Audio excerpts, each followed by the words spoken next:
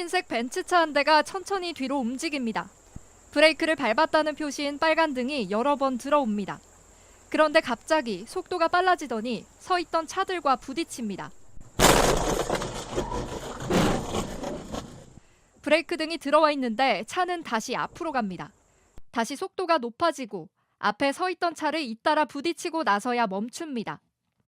사고가 났던 아파트 주차장입니다. 당시 벤츠 차량이 갑자기 큰 소리를 내면서 빠르게 움직였고 이곳에 주차돼 있던 차량을 연달아 들이받았습니다.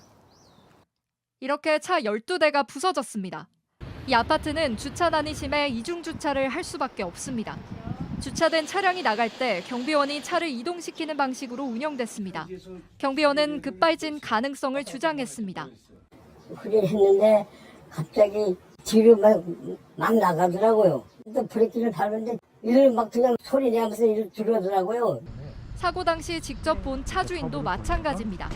브레이크를 밟았는데 그 짧은 시간 동안에 그렇게 큰 충격이 일어났을까 하는 게 의문점이고요. 커브 돌 때 속력을 보면 엄청난 굉음과 소리가 났었습니다.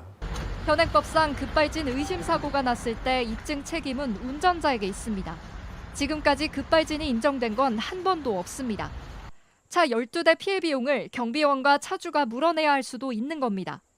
경찰은 국립과학수사연구원에 감정을 의뢰하겠다고 밝혔습니다. JTBC 한민정입니다. 어디선가 달려나온 검은 승용차는 속도를 줄이지 못하고 건물로 돌진합니다. 길 가던 여성 2명 앞으로 스치듯 지나갑니다. 여성들은 놀라 물러서고 주변 시민들은 뛰쳐나옵니다. 승용차가 돌진한 곳은 카페였습니다.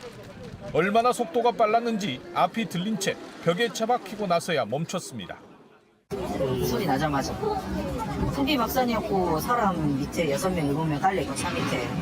카페로 돌진한 차량은 앞부분이 종이장처럼 찌그러졌고 유리창도 크게 부서졌습니다. 이 카페는 문 연 지 이제 나흘째였습니다. 내부는 엉망이 됐고 점심 뒤 커피 마시던 손님과 직원 등 7명이 다쳤습니다. 4명은 중상이었습니다. 60대 승용차 운전자는 가벼운 부상을 입었습니다. 구급차가 오기 전까지 주변 시민들이 부상자들을 구조했습니다. 하얀 옷 입은 사람은 빼고 옷 밑에 있는 사람은 완전 안 되겠더라고.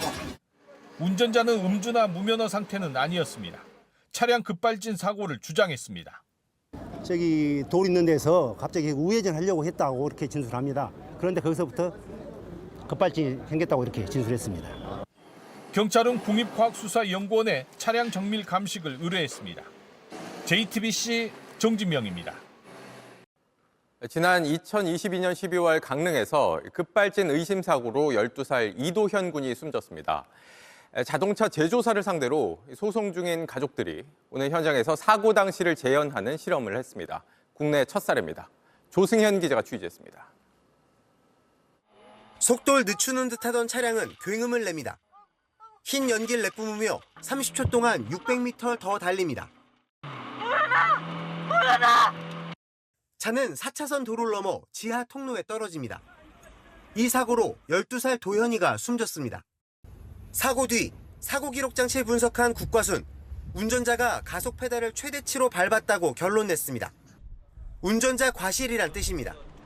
하지만 이후 경찰은 국과수가 실제 엔진을 작동해 검사한 게 아니라서 운전자 과실 근거로 쓰기 힘들다고 판단했습니다. 도현이 가족은 자동차의 두뇌에 해당하는 전자제어장치 ECU에 결함이 있다고 주장해왔습니다. 무엇이 진실인지 알 수 없는 상황. 원인에 다가가기 위해 사고 현장에서 재현 시험을 했습니다. 같은 연식 자동차로 사고 당시 상황과 비슷하게 조건을 바꿔가며 4차례 주행했습니다. 도현이네 차 EDR 마지막 5초 동안 기록엔 시속 110km였던 게 116km까지 증가한 걸로 남아 있습니다. 하지만 오늘 시험에서 가속 페달을 끝까지 밟았더니 140km까지 속도가 올라갔습니다. EDR에 찍힌 116km보다는 한 20km 더 높은 겁니다. 저희가 주장하던 대로 EDR 신뢰성이 상실된 걸로 볼 수 있다. 오늘 시험에 든 비용과 도로 통제 협조를 구하는 일은 모두 도현이네가 부담했습니다. 급발진 의심 사고 원인을 소비자가 입증해야만 하는 현행 제조물 책임법 때문입니다. 왜 이렇게까지 뿐이 소비자가 해야지 되는지 다시 한번 정말 마음이 무너집니다. 입증 책임 전환을 담은 도현이법은 한 달 뒤 21대 국회 임기가 종료하면 자동 폐기됩니다. JTBC 조승현입니다.